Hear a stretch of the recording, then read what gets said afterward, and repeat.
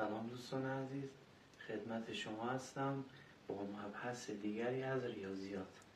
توی این فصل میخوایم در مورد دامنه توابع صحبت کنیم.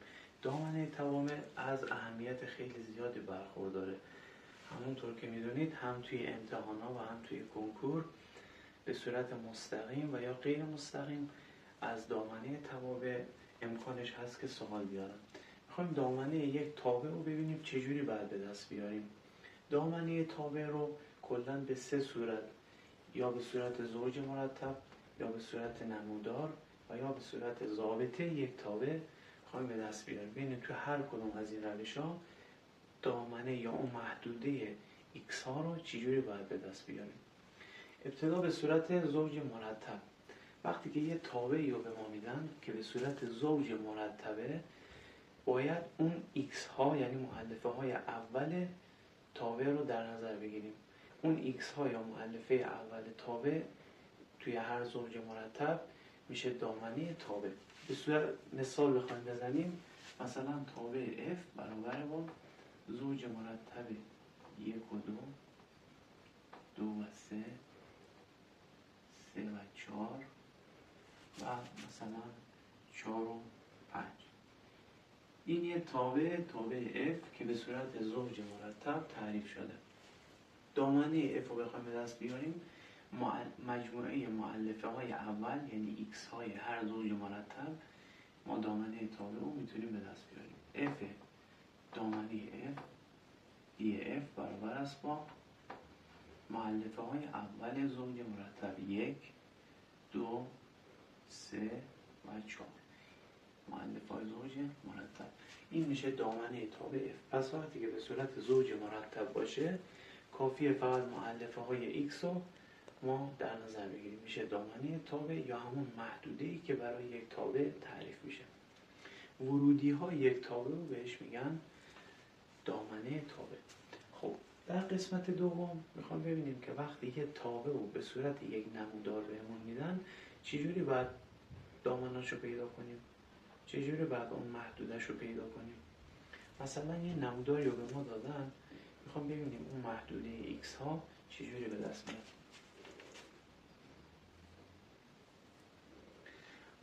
محور x ها، محور y ها. مثلا نمودار y مساوی با x2 که به صورت سهمی هست. y برابر است با x2. خب این از منفی بی نهایت تا مثبت بی نهایت به همین صورت ادامه داره. یعنی شما تا جایی که برین برای هر x یک y تعریف میشه. روی محور x ها که نگاه کنیم، دامنه تابع y مساوی با x2 دامنه برابر با از منفی بی نهایت تا مثبت بی نهایت. مثلا یک نمودار دیگه بهمون میدن، نمودار یه تابعی که توی محدوده خاصی تعریف شده. وقتی یه نموداری بهمون میدن که توی محدوده، مثلا از محور x ها، محور y ها، منفی 4 تا مثبت 7، دامنه ای که براش تعریف شده توی این محدوده براش دامنه تعریف شده، این محدوده میشه دامنه f.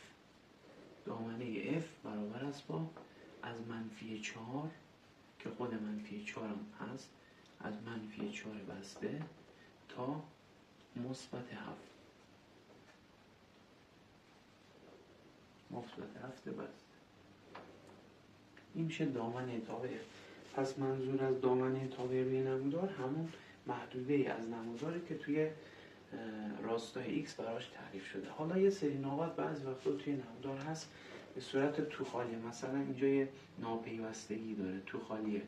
این جزء دامنه f نمیشه. یعنی این بخوایم که نمودار رو جدا کنیم، این میشه مثبت 2 مثلا. باید این مثبت 2 رو از توی دامنه بکشیم بیرون، یعنی جزء دامنه f ما نیست. در قسمت بعدی میخوایم به صورت ضابطه تابع. وقتی که یه ضابطه تابع رو به ما میدن، میخوایم x ها یا همون دامنه تابع رو به دست بیاریم. قسمت اصلی و کاربردی و مهم دامنه تابع توی قسمت سومه. قسمت سوم از دو روش قبلی مهمتره، چون بیشتر توی سوالات معمولا ضابطه تابع رو به ما میدن و دامنه تابع رو از ما میخوان. خب بستگی به تابعی داره که ما میخوایم اون تابع رو دامنه‌ش رو به دست بیاریم. ما تمام توابع رو میگیم توی این جلسه بررسی میکنیم که چجوری باید دامنه یک تابع رو به صورت ضابطه اگه دادن به دست بیاریم. اولین نوع توابع تابع کسری. تابع کسری. تابع کسری یه تابعیه که به صورت یک کسر به ما میدن، معمولا fx برابر است با مثلا x منهای 1 به روی x به اضافه 1. میگن دامنه f رو به دست بیار. وقتی که میخوایم دامنه تابع کسری رو به دست بیاریم، اولین کاری که میکنیم باید مخرج رو برابر با 0 قرار بدیم. وقتی که مخرج رو برابر با 0 قرار بدیم، ریشه های مخرج به دست میاد. ریشه های مخرج ما به دست بیاریم میشه تمام اعداد حقیقی به غیر از ریشه های مخرج. یعنی تابع کسری اگه بخوایم به دست بیاریم، مخرج x به اضافه 1 که مخرجه برابر است با 0. ریشهش میشه x مساوی با منهای 1. خب دامنه f ما میشه تمام اعداد حقیقی r منهای ریشه های مخرج. یعنی تمام اعداد حقیقی توی این تابع تعریف میشن به غیر از ریشه مخرج. ریشه مخرج از منهای 1. تابع بعدی تابع چند جمله‌ایه. تابع چند جمله‌ای. توی تابع چند جمله‌ای موقعی که میخوایم به دست بیاریم x ها یا محدوده x ها رو، دامنه تابع رو، باید تابع خب fx برابر است با x2 به اضافه 2x به اضافه 1. بعد اول بدونیم که نوع تابع چند جمله چه مدلی. خب تابع چند جمله تشکیل شده از چند تا جمله که نه کسر داره، نه رادیکال داره، نه جزء صحیح داره و نه هیچ چیزی قدر مطلق. یه تابع خیلی ساده. این میشه یک تابع مثلا 3 جمله. این تابع یک تابع چند جمله‌ای که دامنه همه توابع چند جمله‌ای تمام اعداد حقیقیه، یعنی میشه R. یعنی شما به ازای هر x ورودی به تابع یه y میتونیم به دست بیارید. پس تمام اعداد حقیقی توی دامنه تابع چند جمله‌ای هستن. خب بعدی رو بخوایم بگیم تابع بعدی میشه تابع رادیکالی. خب دامنه تابع رادیکالی رو چجوری به دست میاریم؟ توابع رادیکالی بستگی داره به فرجه رادیکال. بستگی داره که فرجه رادیکال زوج باشه یا فرد باشه. توی تابع رادیکالی اگه فرجه رادیکال فرد بود، بدون در نظر گرفتن رادیکال میایم دامنه رو حساب میکنیم. مثلا پس گفتیم اگه فرجه فرد بود، مثلا fx برابر است با رادیکال x به اضافه 1 با فرجه 3. خب وقتی که میخوایم این مدل رادیکالی رو حل کنیم بدون در نظر گرفتن رادیکال، یعنی کلا فکر میکنیم رادیکال نیست، خط نمیشه. خب از این چی میمونه x به اضافه 1، یعنی یک تابع چند جمله‌ای. تابع چند جمله‌ای دامنش میشه دامنه f برابر است با r. تمام اعداد همه.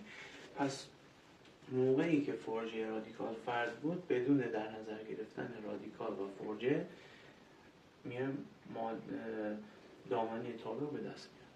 اگه فرجه زوج باشه ما باید رادیکال رو در نظر بگیریم.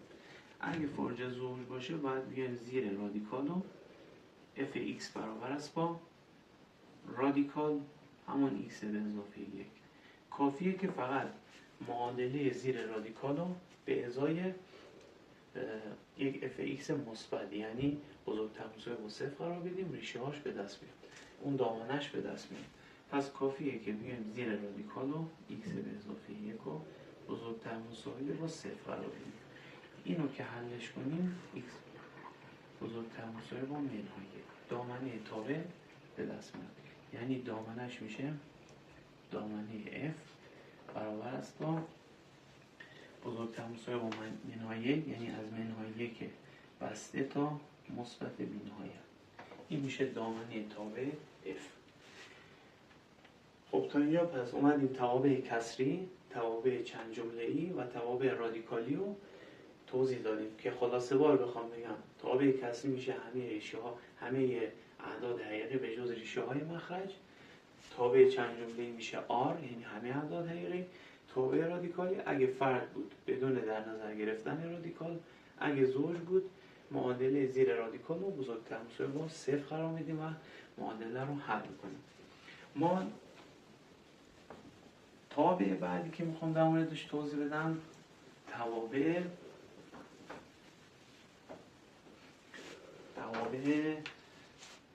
قدر مطلق. تابع قدر مطلق. خب تابع قدر مطلق چجوری باید دامنش رو به دست بیاریم؟ تابع قدر مطلق رو باید بدون در نظر گرفتن قدر مطلق، اون چند جمله‌ای یا تابع کسری یا رادیکالی هر عبارتی که بود، دامنه داخل قدر مطلق رو باید به دست بیاریم. مثلا یه تابعی دادن به ما fx برابر است با قدر مطلق رادیکال x. خب میخوایم دامنه تابع قدر مطلق رو به دست بیاریم، بدون در نظر گرفتن قدر مطلق دامنه رادیکال x رو به دست بیاریم. خب رادیکال x باید زیر رادیکال بزرگتر مساوی با 0 قرار بگیره. در نتیجه میشه از 0 و 3 تا مثبت بی‌نهایت برابر با دامنه f. پس دامنه fx برای تابع قدر مطلق به این صورت. دامنه توابع بعدی دامنه توابع جزء صحیح. دامنه توابع جزء صحیح هم دقیقاً به صورت تابع قدر مطلق، فقط و فقط اون تابعی که داخل جزء صحیح کافیه به هر فرمی که هست دامنش رو به دست بیاریم. دامنه تابع جزء صحیح این بود قدر مطلق. تابع قدر مطلق. خب پس تابع جزء صحیح fx برابر است با جزء صحیح مثلا 2x به اضافه 1. دامنه تابع بخوای به دست بیاری فقط میشه دامنه x به اضافه 2x به اضافه 1، یعنی یه تابع چند جمله‌ای که دامنه تابع چند جمله‌ای میشه r. تمام اعداد حقیقی. دامنه تابع بعدی تابع لگاریتمیه. توابع لگاریتمی باید به چه صورت دامنش رو به دست بیاریم؟ تابع لگاریتمی ابتدا تعریفش رو بگیم به چه صورته. یه تابع لگاریتمی تعریف شده به صورت تابعی از hx برابر است با لگاریتم fx جلوی لگاریتم و مبناش مثلا یه تابع gx. وقتی یه تابع لگاریتمی به فرم کلی به این صورت باشه، ما میتونیم با این شرایط دامنش رو به دست بیاریم. دامنه h میشه f باید بزرگتر از 0 باشه، fx رو بزرگتر از 0 قرار میدیم. اشتراکش با مبنا هم باید بزرگتر از 0 باشه، gx هم بزرگتر از 0 و اشتراکش gx باید مخالف با 1 باشه، چون مبنای یک تابع لگاریتمی هیچ وقت نباید 1 باشه. gx باید مخالف با 1 باشد. اشتراک همه اینا با هم میشه دامنه یک تابع لگاریتمی. حالا مثال بخوایم بزنیم، مثلا fx برابر است با لگاریتم 2x به اضافه 1 در مبنای x.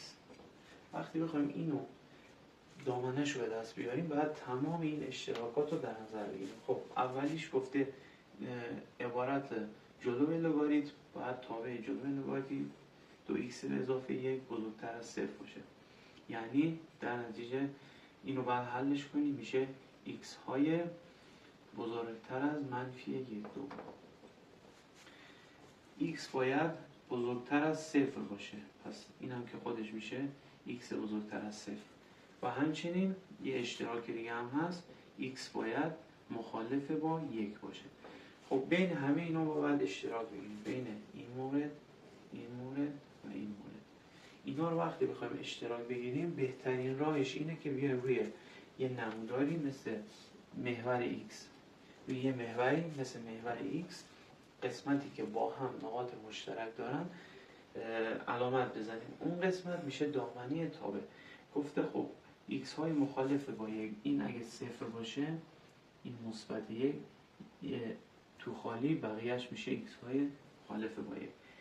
x های بزرگتر از صفر، خب این که صفر باشه تو خالی بزرگتر از صفر و x های بزرگتر از منفی یک دوم، این اگه منهای یک دوم باشه گفته بزرگتر از منهای یک دوم ولی تو خالی، این هم بزرگتر. خب قسمتی که این سه تا با هم نقطه اشتراک دارن به صورت کامل از x های بزرگتر از یک، یعنی این قسمت رو شما نگاه کنین این سه تا کاملا با هم اشتراک دارن، یعنی x های بزرگتر از یک. پس دامنه تابع ما دامنه f برابر میشه با از مثبت یک تا مثبت بی نهایت. این میشه دامنه تابع لگاریتمی. پس دامنه تابع لگاریتمی به این صورت به دست میاد. تابع بعدی که میخوام در موردش صحبت کنم دامنه توابع مثلثاتیه. آخرین نوع تابع که اگه توی امتحان به ما دادن ما چجوری باید دامنه یک تابع مثلثاتی رو به دست بیاریم. خیلی راحته، خیلی راحته. خب مورد آخری دامنه تابع مثلثاتی. تابع مثلثاتی. خب سینوس و کوسینوس رو با هم در نظر بگیریم، تانژانت و کوتانژانت رو با هم. برای سینوس و کوسینوس هر تابعی که جلوی سینوس کوسینوس باشه اون میشه دامنه تابع. مثلا گفته f(x) برابر است با سینوس gx اون تابعیه که جلوی زاویه‌ای که جلوی سینوسه. وقتی میخوایم دامنه تابع سینوس رو به دست بیاریم عبارت جلوی سینوس و یا کوسینوس هم به همین صورت f(x) مساوی با کوسینوس gx دوتاش با هم. فقط کافیه دامنه g رو به دست بیاریم. دامنه g یعنی دامنه f برابر با دامنه g. هر عبارتی که بود gx دامنه f هم میشه همون. پس دامنه f برابر با دامنه عبارت جلوی سینوس و کوسینوس. این برای سینوس کوسینوس کلا جدا. حالا یه مثال بزنم. مثلا گفته f(x) برابر است با سینوس x2 به اضافه 1. خب این تابع وقتی بخوای دامنه‌اش رو دست بیاری عبارت جلوی سینوس که همون gx یه عبارت چند جمله‌ایه. این عبارت چند جمله‌ای دامنه‌اش میشه تمام اعداد حقیقی، یعنی میشه r. یا f(x) مساوی با کوسینوس مثلا x به اضافه 1 به روی x منهای 1. خب عبارت جلوی کوسینوس یه تابع کسریه. تابع کسری میشه دامنه f برابر است با تمام اعداد حقیقی به جز ریشه های مخرج. ریشه مخرج از مثبت 1 یعنی تمام اعداد حقیقی به جز 1. حالا تانژانت و کوتانژانت رو بعد با هم در نظر بگیریم. موقعی که تانژانت و کوتانژانت بخوایم دامنه تابعش رو بگیریم اولین کاری که میکنیم باید بیایم تبدیل به سینوس و کوسینوس بشن. یعنی ما کافیه که f(x) وقتی یه تابع رو بهمون میدن برابر با تانژانت مثلا gx یه عبارتی که جلوی تانژانته. اینو و f(x) برابر است با کوتانژانت gx. چجوری باید به دست بیاریم دامنه‌ش رو؟ فقط کافیه که بیایم تانژانت و کوتانژانت رو از تبدیل سینوس به کوسینوس و کوسینوس به سینوس استفاده کنیم. یعنی بگیم f(x) برابر است با تانژانت میشه سینوس به روی کوسینوس، سینوس gx به روی کوسینوس gx. خب حالا این میشه یه تابع کسری. تابع کسری میشه تمام اعداد حقیقی به غیر از ریشه های مخرج. یعنی شما کافیه کوسینوس gx رو برابر با 0 قرار بدین. هر ریشه‌ای که به دست اومد میشه تمام اعداد حقیقی منهای اون ریشه ها. حالا توی مثال میخوام الان براتون توضیح بدم. مثلا f(x) برابر است با خب در مورد دامنه تابع که به صورت تانژانت باشه میخوایم یه مثال حل کنیم.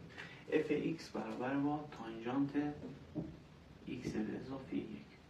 خب میخوایم دامنه این تابع موقعی به دست بیاریم، بعد اولین کاری که میکنیم تانژانت رو نسبت مثلثاتیش رو بنویسیم، یعنی سینوس به کوسینوس. خب اینو تبدیلش میکنیم سینوس x به اضافه 1 به روی کوسینوس x به اضافه 1. حالا میایم با استفاده از قانون کسری، یعنی دامنه تابع کسری، مخرج رو برابر با 0 قرار میدیم. پس کوسینوس x به اضافه 1 برابر با 0. خب میگیم کوسینوس چه زاویه هایی برابر با 0؟